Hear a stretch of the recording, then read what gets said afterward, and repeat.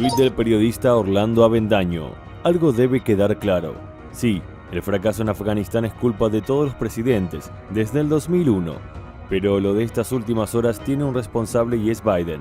Lo reconocieron, calcularon mal, creyeron no iba a ocurrir, huyeron abruptamente, la peor retirada en décadas. Tuit de la periodista Elena Villar. Preciso, Estados Unidos se ha ido cuando se ha querido ir, por eso no es un fracaso, en función de un statu quo enquistado, en buena parte porque en 20 años nunca buscaron una solución real. Esto no quita que la salida haya sido una total chapuza, eso es indiscutible. Muy bien, y allí veíamos entonces estas opiniones en torno a la retirada de Estados Unidos de Afganistán, y para hablar del tema y de otros estamos con Leandro Ocón, que es licenciado en Ciencias Políticas, magíster en Estrategia y Geopolítica. Muchas gracias, Leandro, por estar aquí hoy en El Frasco. Bueno, Leandro, allí veíamos entonces estas opiniones, ¿no?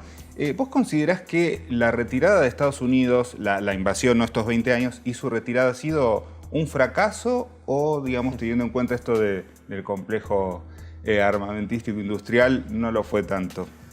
Sí, yo quizá hace poco publiqué una nota en una revista que sostengo un poco esta hipótesis de que no es un total fracaso el conflicto de Afganistán, y tiene que ver un poco con dos miradas, digamos, que se complementan.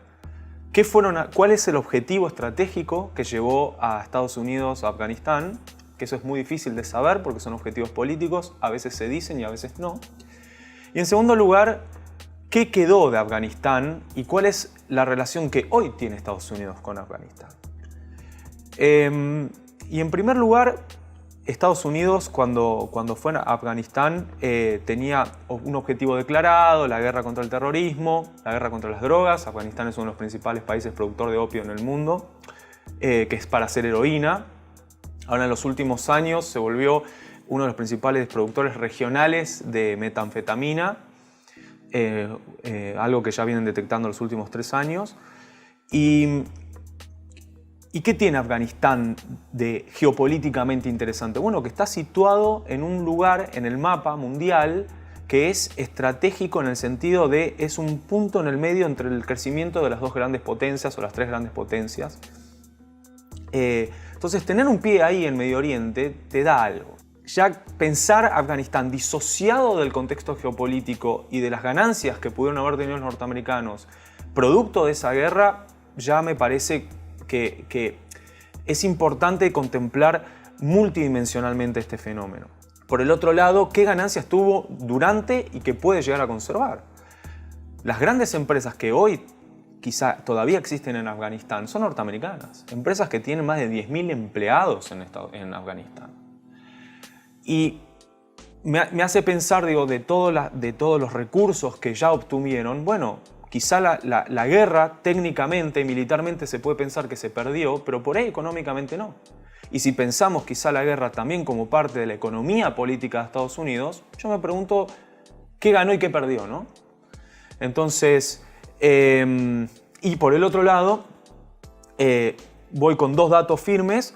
Estados Unidos hace una semana atrás ya dijo que le iba a prestar 64 millones de dólares a Afganistán para que se recuperara. Entonces, ¿qué tan enemigos son? Bueno, Estados Unidos es el principal colaborador para la reconstrucción de Afganistán. Me hace acordar quizá a la Segunda Guerra Mundial y al Plan Marshall.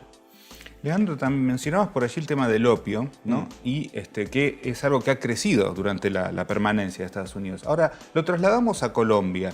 Estados Unidos está allí con una presencia militar fuerte. ¿Hay un paralelismo? Porque también vemos que hay una presencia, hay una narrativa de lucha contra el narcotráfico y lo único que hace el narcotráfico es crecer allí. Sí. Bueno, acá es una buena pregunta, es media ríspida. Yo tengo mi hipótesis, que obviamente es mi opinión, porque acá obviamente nos estamos metiendo con un área del mundo de la inteligencia, de decisiones políticas que no son públicas. Y yo creo que, y lo voy a comparar a Colombia con México, donde México es quizá un caso de fracaso de la guerra contra las drogas. ¿Por qué? Porque no hay una entidad central no hay un gran narcotraficante. Mirá lo que voy a decir. Cuando vos tenés muchos narcotraficantes, creás un escenario de falta de estabilidad y tenés guerra en la calle y genera mucha incertidumbre política, social, violencia.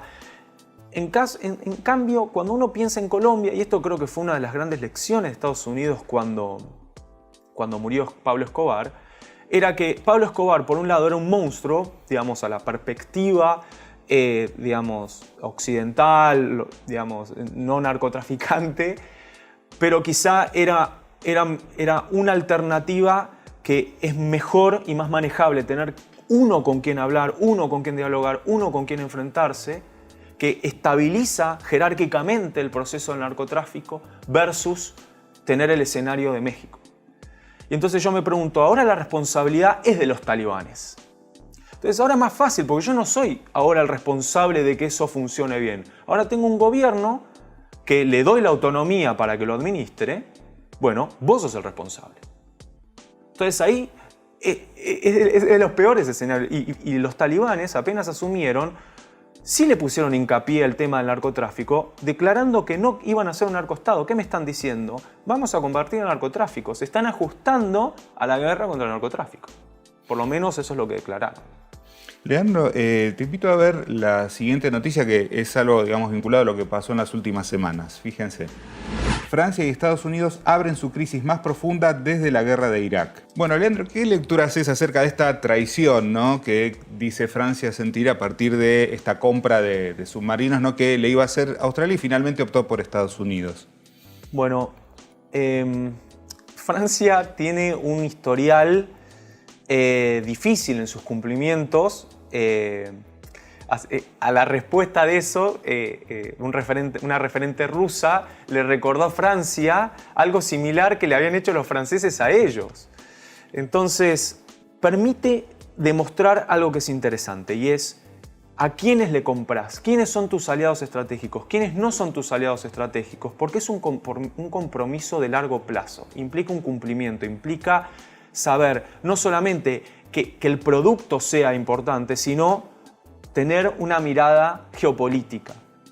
Porque en algún momento esos pactos se pueden caer. ¿Y qué va a pasar entonces? Bueno, te va a pasar este tipo de cosas. Entonces Francia ahora reclama algo que en el pasado ha hecho y algo que me parece ser que no tuvo una lectura adecuada del escenario geopolítico cuando hizo los compromisos. Compromisos que en el mundo que estamos viviendo, este mundo cambiante, creo que hay que saber elegir a tus aliados, quiénes son de confianza, quiénes no, sobre todo también en función de su escenario. Leandro, vemos que Estados Unidos y Europa, podríamos decir, tienen a la OTAN, ¿no?, como un grupo ahí militar. Podríamos decir que China, Rusia, Irán están formando una alianza junto a otras potencias. ¿Crees que en algún momento en América Latina se puede llegar a dar esta suerte de unión entre los países, o es algo muy utópico? No sé si es algo utópico. Creo que se han intentado hacer los esfuerzos. UNASUR fue un esfuerzo. El proyecto de UNASUR tuvo sus rispideces. Depende notablemente del apoyo del poder político de cada país y que estén alineados ideológicamente. América Latina es un continente donde se destaca por tener presidencialismos fuertes. Entonces, el cambio de bandera política puede llegar a afectar los senderos de los bloques, ¿no?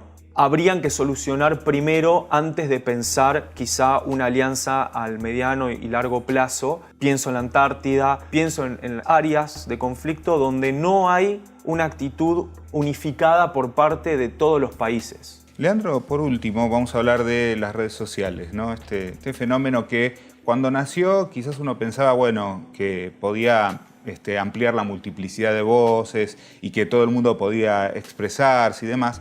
Y sin embargo, lo que estamos viendo en realidad es que está pasando un poco esto de que a veces se denomina capitalismo vigilante.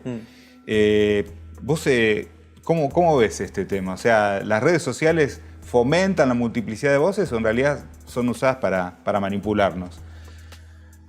El capitalismo de vigilancia, que es una hipótesis que me seduce, creo que implica algo más profundo, que no es necesariamente la manipulación. Implica un sistema de conocimiento y control de la población a un nivel neuronal, digamos, a un nivel comportamental muy profundo, más que lo que la misma población conoce de sí mismos. Entonces, nosotros no nos damos cuenta cuando hablamos en redes sociales que en realidad sí quieren que hablemos en las redes sociales, porque el sistema ahora quiere conocernos. Entonces, mientras más honesto seas, más hables de vos, mejor, porque le estás dando más input a ese sistema que lo que quiere es procesar esa información para saber más, para saber qué venderte, para saber qué no venderte, para saber guiarte desde el punto de vista de ventas, de capitalismo, de elecciones, electoralmente. Entonces, en realidad no es que están sesgando necesariamente las voces, sino que una vez que sos parte de ese entramado, el mismo sistema sabe cómo procesar tus necesidades sin que vos conozcas quizá tanto de vos mismo. Entonces esa es la gran paradoja, ¿no? La gran paradoja es que es necesario para el sistema que uno se exprese lo máximo posible para poder tener la suficiente información. Eso se llama la creación del Big Data, gran información, que después, cruzando variables, van creando categorías en función de la población y pueden saber mejor cómo diagramar todo un sistema y eventualmente, yo creo que así, ahí empieza el capitalismo de vigilancia, poder detectar quiénes son potenciales amenazas al sistema o a la seguridad nacional, lo que sea, y creo que eso puede ser peligroso para quienes detenten ese tipo de información. O sea que no hay escapatoria. Creo que es importante como sociedad, y eso es quizá mi futuro área de interés mío, empezar a reflexionar más sobre una ética comportamental. ¿Qué le damos? ¿Qué le damos a este sistema? ¿Cuánto tiempo le damos al teléfono? ¿Qué compartimos en el teléfono? El teléfono, en las redes, está conectado. Los servicios de streaming, los servicios digitales, están todos conectados ahora. La principal red de comunicación se está conectando con la principal red de imágenes, de audiovisual. Y también hay otras empresas ubicadas en el sector de compraventa, de conocimiento, de inteligencia artificial, están sumándose a este gran entramado que es prácticamente monopólico.